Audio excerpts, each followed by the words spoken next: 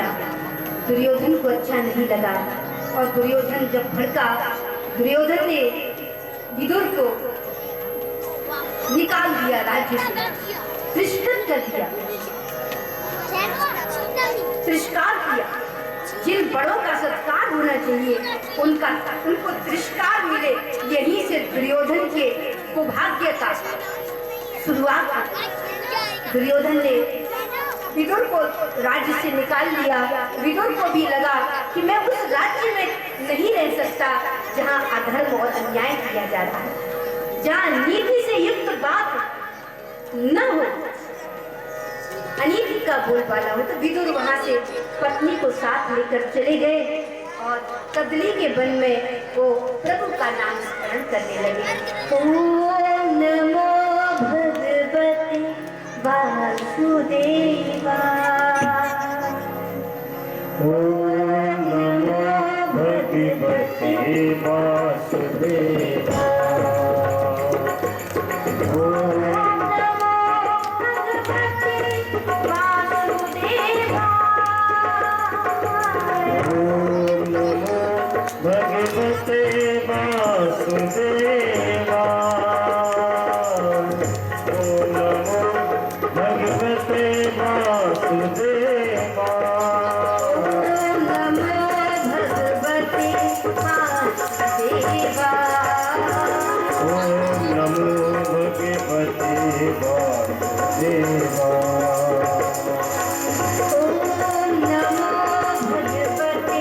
वासुदेवा, ओम नमो भगवते वासुदेवा। ओम नमो भगवते वासुदेवाय। इस मंत्र का जप करते हैं। इधर दुर्योधन जो है हस्तिनापुर का शासक है, भगवान कृष्ण उसी दुर्योधन के इस हस्तिनापुर में पांडवों की ओर से शांति दूत बनकर के आए। भगवान द्वारिका से आए, द्वारिकाधीश श्री कृष्ण शांति दूत बनकर के, और उन्होंने जब कृष्ण आए तो दुर्योधन ने कृष्ण का स्वागत करने के लिए बहुत सुंदर सभा मंडप सजाया, बड़े उच्च सिंहासनों को रखा। कई स्वर्ण सिंहासनों के बीच में एक रत्न जटित सिंहासन, और उस पर कृष्ण आए तो कृष्ण को बिठाला। कन्हैया ने देखा इतना बड़ा उत्सव दुर्योधन रचता है,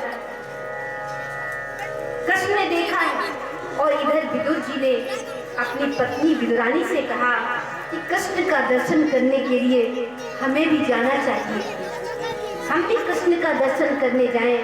कन्हैया इस समय दुर्योधन के पास आ रहे हैं, शांति दूत बनकर के द्वारिकाधीश आ रहे हैं, हमें उनका दर्शन मिले। विदुरानी ने कहा कि उस भरी भीड़ में क्या हम गोविंद का दर्शन कर पाएंगे? क्यों? बोले क्योंकि पहले तो आप मंत्री पद पर सुशोभित थे तो आगे स्थान मिलता था, लेकिन उस भरी भीड़ में और फिर हम राज्य से निकल चुके हैं, वन में रहते हैं, वहां जाके उस भरी भीड़ में कैसे कृष्ण को देखेंगे? विदुर ने कहा विदुरानी चिंता मत करो, अगर हमें उनका दर्शन नहीं भी होगा लेकिन हमारे कृष्ण हमें अवश्य देखेंगे। हमारी आंखें भले ही उन्हें न देख पाए पर उनकी आंखों से हम कहाँ छुपे रह सकते। इसीलिए विदुर जी विदुरानी को लेकर के गए। भरी सभा में बहुत भीड़ लगी हुई थी। भगवान का रथ आया और प्रभु उस दिव्य आसन पर आरूढ़ हुए। दुर्योधन ने देखा, दुर्योधन कहता है कृष्ण आपका स्वागत है।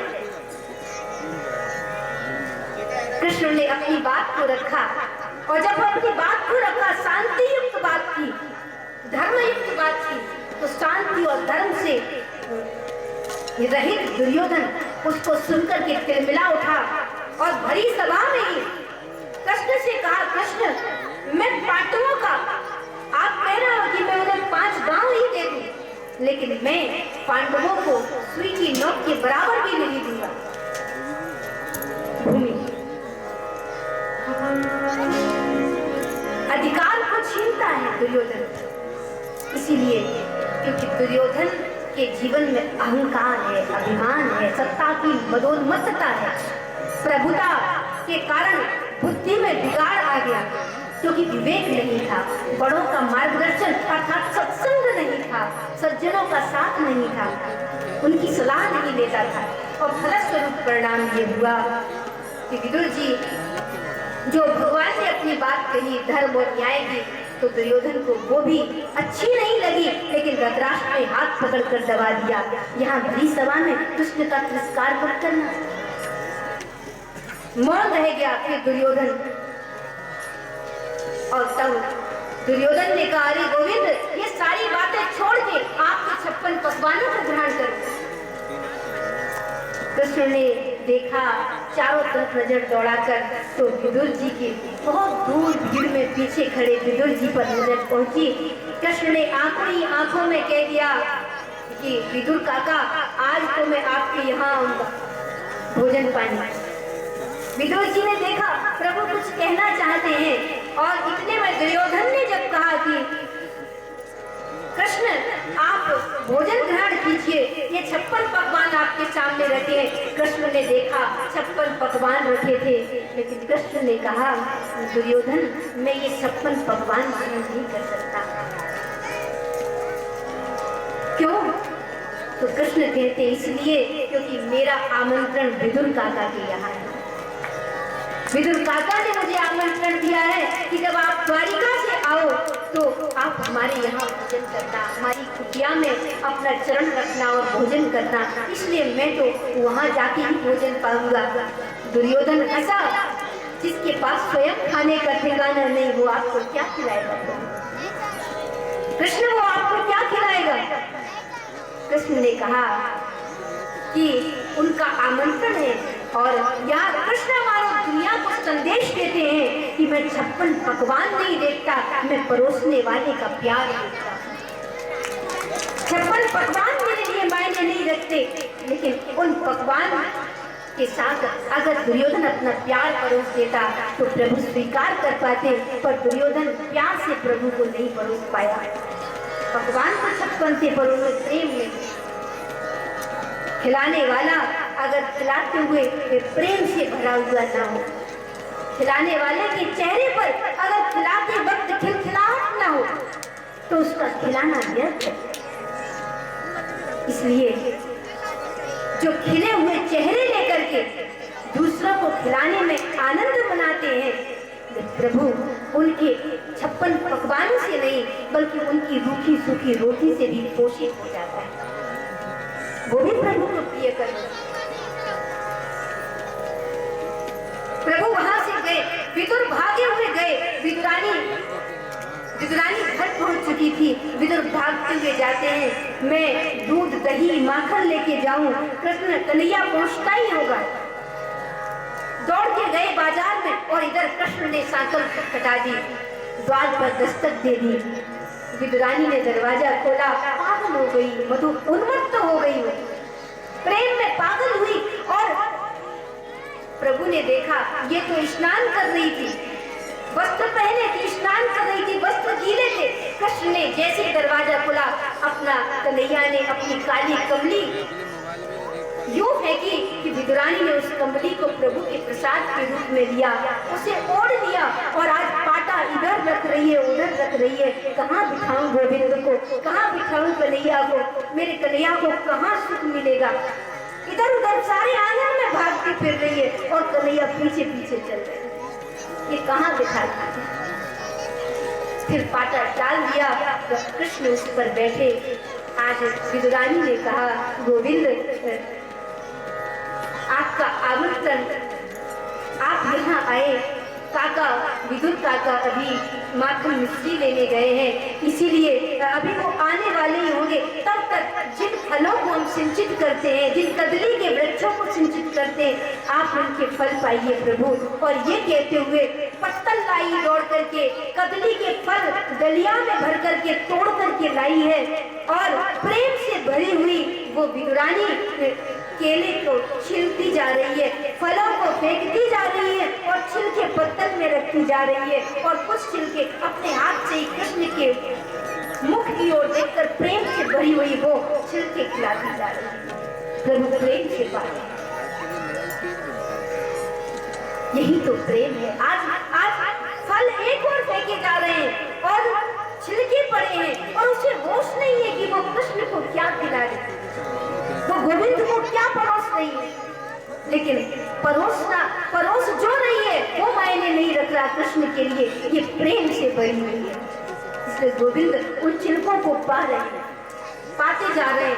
इतने में ही विदुर काका आए, देखा, विदुरानी से कहा अभी कन्हैया आने वाला है, गोविंद आने वाला है, इसे जल्दी जल्दी पत्थर लगा, जल्दी जल्दी और कुछ तैयार कर, ये कुछ लड्डू मेवे, ये माखन मिश्री लाया है, तो तैयारी कर। विदुरानी ने कहा अरे वो कन्हैया तो अंदर बैठा है, वो तो भूख पा रहा है।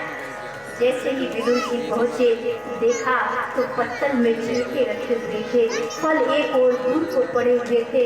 विदुरानी दौड़ कर गई है और फिर खिलाने लगी और कन्हैया पारे। विदुर ने देखा ये तू क्या कर रही है, तूने मेरे प्रभु को केले के छिलके खिला दिए और केले फेंकती जा रही है।